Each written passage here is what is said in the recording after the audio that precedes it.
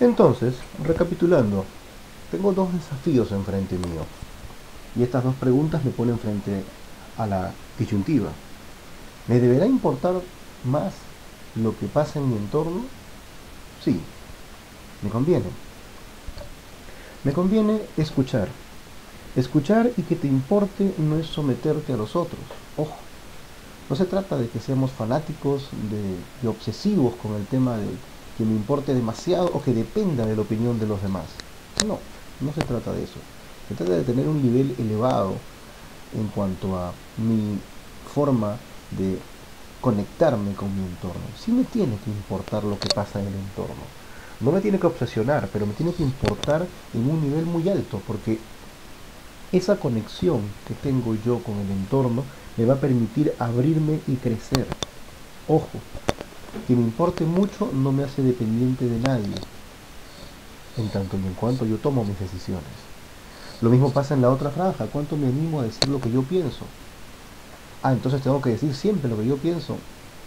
Podrán haber situaciones en las que no, pero en cuanto más te sientas libre de decir siempre lo que piensas, vas a experimentar una forma de interacción y de plenitud más amplia que te va a hacer más feliz y que te va a permitir conectar más y mejor con los demás y con sus necesidades y que te va a permitir servir a los demás de una manera más precisa, conociendo cuáles son las necesidades que tienen. Entonces, reitero, decir no implica ser cruel.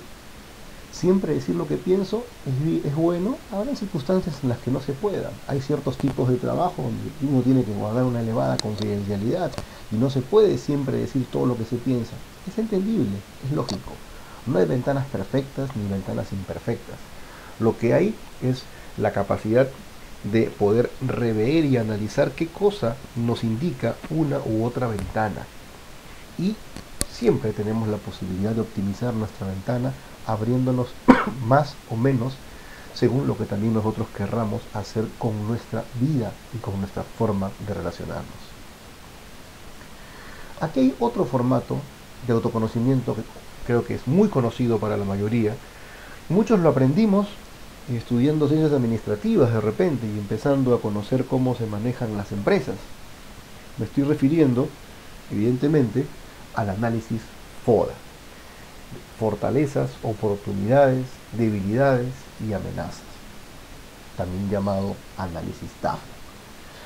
Este es otro espectro de análisis, tiene 4 cuadrantes, está bien, pero no tiene nada que ver con la ventana de Johari, así que este es otro capítulo. El análisis FODA permite conocer cómo soy, cómo acciono ante las decisiones cotidianas, de la misma manera en que se conocen las oportunidades que se le presentan a uno y las amenazas que se ciernen a su entorno. Cuando hablamos de fortalezas y oportunidades, sí, son los aspectos positivos. Las debilidades y amenazas son los aspectos negativos. Si el análisis FODA lo hacemos enfocados en nosotros mismos, en nuestra conducta, en nuestra persona, podemos encontrar dentro del espectro de fortalezas todos aquellos talentos o virtudes o recursos que tenemos personalmente y que se suman al logro de mis metas. Esas son mis fortalezas. Por eso cuando mencionamos fortalezas, entramos a decir, bueno, de repente yo soy bueno para el trabajo en equipo, soy persistente para lograr mis objetivos, soy un tipo paciente, soy un tipo detallista, soy un tipo analítico, con capacidad de síntesis. Ejemplos, estoy dando muchos. Condiciones, características de mi personalidad que yo me dé cuenta que son unas fortalezas que tengo. Las fortalezas están en el nivel interno, ¿no? ¿Y las oportunidades qué son? Las oportunidades son los recursos que me brinda el exterior y que tengo a la mano para usarlos en pro de mi crecimiento personal. Entonces las oportunidades pueden ser, por ejemplo, en torno a mi persona, que yo por ahí tengo interés por estudiar la segunda carrera, tengo alguna idea de negocio y el mercado se ha puesto proclive para este tipo de negocios. Puede ser un interés por estudiar o aprender un idioma en el mediano plazo. Puede ser, dentro de las oportunidades están todas aquellas cosas que no estando dentro mío, estando fuera de mí, conectan conmigo y pueden ser un puente para que yo ejecute proyectos o distintas acciones que se orienten a mi propio desarrollo. Así como en el entorno hay oportunidades, ¿no? En el entorno también hay amenazas. Una amenaza puede ser que de repente yo, que estoy muy enganchado con el segmento tecnológico, hayan aparecido una gran cantidad de hackeos o de ataques cibernéticos en la red y eso esté perjudicando este espectro de negocio. Es una amenaza para mí porque yo me desempeño en ese rubro y puedo ser atacado, puedo ser victimado, tengo muchas cuentas de clientes, entonces es una amenaza para mí esta inseguridad que hay en la red, por ejemplo. Las amenazas son situaciones o condiciones externas que pueden obstaculizar el alcance de mis metas. Todo aquello que pueda afectar mi desarrollo, todo aquello puede ser conceptualizado como amenaza. La competencia, el sector competitivo, el grupo de personas que están trabajando conmigo y que han renunciado y que van a postular al mismo trabajo al que yo también quiero postular. Constante innovación, dice acá, en los sistemas tecnológicos aplicados en la carrera. Esto está pensado también en un espectro vinculándonos con lo laboral, ¿no? Pero las amenazas son esas circunstancias que, estando fuera de nosotros, amenazan nuestro desempeño, ¿sí? Y pueden generarnos un problema. Pueden complejizarnos la vida, el futuro o los proyectos que tenemos entre manos. Entonces, si lo miramos desde otra perspectiva, franja derecha, oportunidades y amenazas, es todo el espectro externo. Y la franja izquierda, fortalezas y debilidades, estamos hablando de todo lo que tenemos nosotros dentro nuestro. Ya hablamos de las fortalezas nuestras. Si hablamos de nuestras debilidades, podríamos mencionar que estas debilidades son los actos personales que obstaculizan el alcance de mis metas. Esas cosas en las que yo mismo incurro y me perjudico, me genero perjuicio. ¿Qué debilidades puedo tener yo? Inseguridad en mis habilidades, por ahí tengo temores, tengo desconfianza, tengo dificultad para el trabajo bajo presión, tengo poca disponibilidad de tiempo para un trabajo de horario completo. O sea, todas aquellas cosas que no puedo llegar a hacer y que dependen realmente de mí, esas son mis debilidades. No confundir con las amenazas, que son cosas que están en el entorno y que me afectan.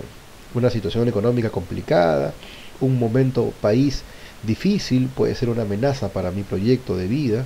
Yo pensaba quedarme aquí, estudiar aquí, y de repente una crisis económica terrible hace que cambie mi proyecto y tenga que emigrar e irme al exterior. Es una amenaza externa que me afecta y que me lleva a una toma de decisión en donde tengo que cambiar un plan que tenía predeterminado. Sería interesante que te tomes un tiempo para dibujar este cuadrante en un papel así como lo hicimos y empieces a plantearte cuáles son tus debilidades, tus fortalezas, oportunidades y amenazas.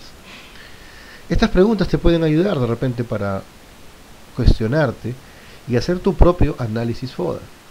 ¿De qué me enorgullezco? ¿Cuáles son mis talentos? ¿Qué me hace especial? ¿Cuáles son mis principales logros? Por ahí están mis fortalezas. ¿Qué dificultades tengo? ¿Qué cosas me complican la existencia? ¿Qué de mí no me gusta? ¿Qué me hace sentir raro, fuera de lugar? ¿Qué me afecta? Por ahí pueden estar rotando mis debilidades. ¿Qué situaciones del entorno me afectan? Lo dijimos hace unos minutos. ¿Qué situaciones actuales de mi entorno me pueden servir para cumplir con mis propósitos? Ahí están las oportunidades. Estos dos análisis tienen una particularidad, y que es que ambos nos deben ayudar a llevar a la práctica este concepto que fue el concepto motriz de esta sesión, que es la autoconciencia. A lo que apuntamos es a elevar nuestro nivel de autoconciencia. ¿Para qué? Para poder sentir esto, ¿no? Para poder experimentar en carne propia que cuando uno tiene la certeza de tenerse claro, tener claras sus fortalezas, sus debilidades, tener clara su ventana de Johari, tener su área libre en pleno control, entonces esa seguridad de ser y de vivir generará este tipo de expresiones, ¿no? Si el mundo entero se aparta para dejarnos paso, es porque avanza una persona, un hombre seguro, claro de sí mismo y de sus objetivos, con plena autoconciencia. de eso se trata. Esta misma enseñanza de hoy la hemos vinculado con un tema que nos parece muy interesante, que es el tema del feedback. Justamente porque tanto en la ventana de Johari como en el análisis FODA, entendemos que es clave un concepto que se llama feedback. El feedback, traducido al castellano, significa retroalimentación. O sea, es todo aquello que yo recibo, yo entrego, yo doy, ¿no? Comunico, expulso información mía y me vuelco hacia otra persona, y esa persona puede recepcionar lo que yo le doy y darme una retroalimentación a partir de lo que yo le estoy diciendo. Es como cuando yo le cuento a alguien mis problemas o problemáticas que tengo, y la persona no necesariamente me da la solución a los problemas, pero sí visibiliza el mismo problema desde otra óptica, y al darme su óptica, su punto de vista, de alguna manera me está dando un feedback efectivo. La competencia de brindar feedback de manera efectiva es una de las herramientas esenciales para empezar a abrirnos a los demás. Y un poco se trataba de eso, la ventana de Johari, ¿no? De ver cómo empezaba yo a abrir mi ventana, ¿no? Cómo me animaba yo a abrir mi ventana y ver qué conseguía. El feedback no implica un juicio sobre las características de la persona, sino que debe estar basado en los comportamientos observables y poseer como objetivo el ampliar la capacidad de acción y mejorar su efectividad. Una vez que empezamos a auscultarnos en profundidad a nosotros mismos, es clave aproximarnos a quienes interactúan con nosotros en pos de pedir esta retroalimentación. Todo feedback tiene como finalidad reforzar, mejorar o corregir la forma de hacer las cosas o los comportamientos de las personas. Reforzar porque a veces tenemos dudas en nuestra conducta, y ante esa duda buscamos feedback para ver si estamos en el camino correcto o tener un punto de vista que nos pueda servir para visualizar mejor lo que haremos de aquí en adelante. La mejora tiene que ver con aquellas cosas que no están del todo óptimas y que sabemos que estamos haciéndolas mal, pero queremos ver de qué otra forma se pueden hacer. Hay ciertas cosas que estamos haciendo, pero sabemos que no es la forma correcta. Tenemos dudas. Sabemos que el sentido es el correcto, pero la forma no tanto. Y lo otro es la corrección. Estoy haciendo las cosas de una manera incorrecta, estoy alejándome de la verdad, estoy tomando el camino más largo para llegar, porque en el fondo lo que no quiero es hacer el camino. Entonces el feedback me puede decir, oye, ¿sabes qué? Enmendemos la plana, por aquí no es el sentido contrario. Algunas consultas sobre el feedback corporativo, que es interesante también reflexionar sobre esto, porque el feedback tiene un enorme beneficio dentro de corporaciones y empresas donde también se realiza el feedback tanto entre compañeros de trabajo como entre jefes subordinados. Cuando has dado o recibido alguna retroalimentación en tu empresa, ¿tú te diste cuenta que la persona no realizó ningún cambio? ¿O viste que la persona sigue cometiendo el mismo error? ¿Que no entendiste lo que tu jefe te quiso decir con su comentario? ¿Que no sabes cómo mejorar en esa habilidad que te mencionan? Esto que coloco tiene que ver con que no siempre es fácil cederse ante el feedback. Muchas veces por temas técnicos no se llega a entender bien qué es lo que la otra persona me está diciendo. Puede ser también un tema de voluntad, ¿no? No quiero ver, o me están diciendo algo que yo ya sabía, pero que me complica igual la existencia y no lo quiero aceptar. O ¿qué pasa cuando tú das feedback a otra persona y te das cuenta que la otra persona sigue haciendo las cosas tan mal como antes de pedirte ese feedback? Es importante asegurar que tu mensaje está siendo claramente expuesto y comprendido por otro. Por ello se habla de la herramienta SCI: situación, comportamiento e impacto. ¿De qué se trata esta herramienta? Se trata de tener una métrica, un protocolo de actuación y de comunicación que nos permita expresar las cosas de la manera más precisa, de modo tal que la persona que da el feedback tenga absoluta claridad sobre la situación sobre la cual estamos hablando. Muchas veces le pedimos feedback a alguien y esa persona no tiene visibilizado bien la situación, el momento, el problema, el acontecimiento. Entonces el feedback es muy probable que no sea el mejor, porque la persona desconoce bastante de la información que tendríamos que proveerle para que nos pueda dar un feedback efectivo. Este formato presenta una estructura simple, Cuando lo usas, las personas entenderán claramente a qué conducta te refieres y por qué. Esa es la idea, ahora lo van a ver. Y cuando mencionas el impacto que tienen otros, brindas una oportunidad para que la persona reflexione sobre su acción y piense sobre lo que necesita cambiar. También evita que plantees hipótesis sobre la conducta del otro que podrían dañar su relación. A veces uno entra a hacer un análisis psicosociológico y la otra persona se siente psicoanalizada y en lugar de cederse y acercarse al feedback directo, lo que hace es resistirse, justificarse y hasta enfrentar a la persona que capaz con buena intención quiere ayudarlo. Por eso no se trata de sermonear a terceros, sino se trata de aprender a dar feedback. ¿Cómo funciona esto? Vamos con la matriz que decíamos recién. Situación, comportamiento, impacto. Bien. Situación. Describe el dónde y cuándo la persona realizó la conducta que quieres cambiar. Por ahí comenzamos. Describe dónde y cuándo sucedió esto que tú quieres observar. Vamos con un ejemplo. Estoy hablando con otra persona, entonces me acerco y describo con precisión: oye, Juan Carlos, quiero que conversemos. Sí, mira, quería darte feedback sobre un tema. Dale, dime. Empiezo con la descripción clara de la situación. En la reunión del equipo de ayer en la mañana, mientras dabas tu exposición sobre los resultados de mitad de año, listo. Esa es la fase previa. Ya aclaré específicamente, ¿no?, de qué suceso me refiero, en qué situación se hizo, de qué momento estoy hablando, en qué parte de mi locución estaba. Acá dice sobre los resultados de mitad de año. Bien. Planteamiento situacional. Segundo paso. Comportamiento. Describe la conducta exacta de lo que sucedió. Ojo, solo lo observable, sin emitir juicios o opiniones. Entonces prosigo. Les digo que en la reunión de ayer de equipo, mientras daba su exposición, bla, bla, bla, demoraste bastante tiempo en responder. Los cálculos que mostraste estaban incorrectos y mencionaste otro tema que no estaba relacionado con el tema original. Aquí puntualmente le estoy diciendo a la persona cuál fue el problema, cuál fue el error, cuál es ese comportamiento, esa conducta que me parece que no es correcta o que es por lo menos observable. Ojo, no estoy emitiendo ninguna valoración, ni ninguna crítica, ni ningún juicio de valor. Y eso es lo rico del feedback, ¿no? Es circunscribirnos a hechos.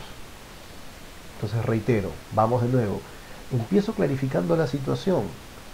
Avanzo detallando exactamente, en este caso, las 3 conductas que creo que son observables. Y se las digo puntualmente. Demoraste bastante tiempo en responder, los cálculos mostrados eran incorrectos y además mencionaste otro tema no relacionado. Eso es puntual, es irrebatible, son sucesos. El tercer punto es el impacto. Mencionar al colaborador cómo su comportamiento afectó a otras personas. Entonces yo empecé describiendo la situación, proseguí señalando puntualmente las conductas que me parece que no eran, y luego que terminé de hacer este detalle, le pongo la frutilla al postre. Le digo: ¿qué sucedió con eso que tú dijiste? Mira, hermano, en la reunión del otro día tú hiciste esto, y esto confundió a los jefes y generaste inseguridad en ellos. Dio la impresión de que no estaba seguro. Sí, en esta parte yo emito una opinión, porque esto es una opinión. Es un perfil subjetivo, puede ser discutible, pero la idea es que el planteo del feedback tenga esta fisonomía, donde yo voy puntualizando situación bien descrita, con precisión, comportamiento, esa conducta puntual y específica que yo creo que hay que revisar o que no fue buena, y finalmente el impacto, eso que yo creo que es lo que afectó a terceros y lo que transforma esta situación en una situación de repente problemática. Entonces, si ustedes revisan, muchas veces nuestra comunicación con otras personas no obedece a este tipo de métrica. Cuando uno hace estudios de feedback efectivo, se genera este protocolo de comunicación con la intención de implementarlo tanto en empresas, en protocolos de grupos de alto desempeño, pero también es cierto que La base de esto es aplicarlo en la vida cotidiana, ¿no? Porque tenemos oportunidad de darle feedback a nuestros hijos, a nuestros amigos, a nuestros compañeros de estudio, a gente con la que tenemos interacción, mejor dicho, alta interacción. Brindar unos minutos al receptor para asimilar la información. Esto es un poco el cómo, ¿no? Preguntar en vez de proponer. ¿Qué crees que puedes hacer al respecto? ¿Cómo crees que puedes mejorar? ¿De quién o de qué te puedes ayudar? Todos estos son consejos del cómo, ¿no? Ya dijimos el qué, vamos ahora al cómo. Promover que el receptor plantee acciones concretas y medibles, redactarlas según una hoja donde ambos firmen. Esto evidentemente está pensado para un segmento corporativo, esta parte de la reflexión. ¿Pero por qué?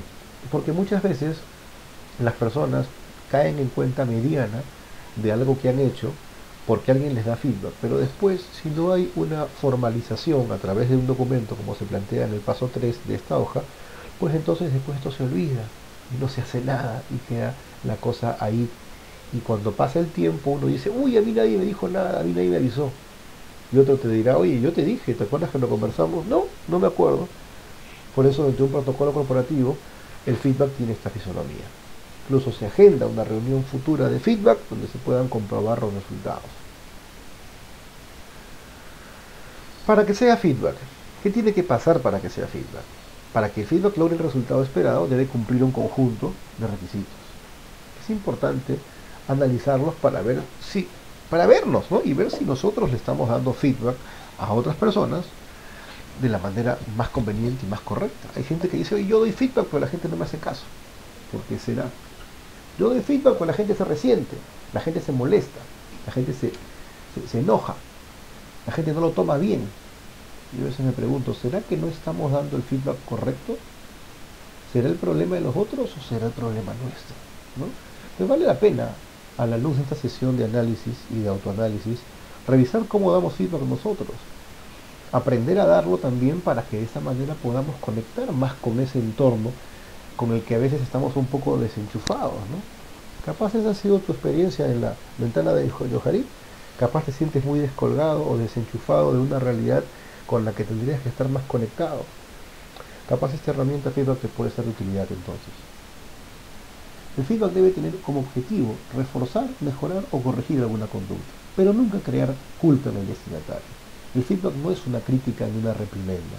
El feedback trata de ser un alcance que le pueda servir al otro para optimizar y mejorar su comportamiento. Es por ello que el feedback debe estar correctamente fundamentado, enfocado a un tema específico, sustentado por hechos observables, verificables, con parámetros explícitos de comparación, y se deben proveer ejemplos concretos, como para que la gente vea que estamos hablando con la base de sucesos. El feedback debe incluir la indagación, que posibilite escuchar y entender el punto de vista del otro. Debe comparar su interpretación de los hechos con la explicación de los mismos. El feedback debe estar enfocado en el futuro y no en el pasado.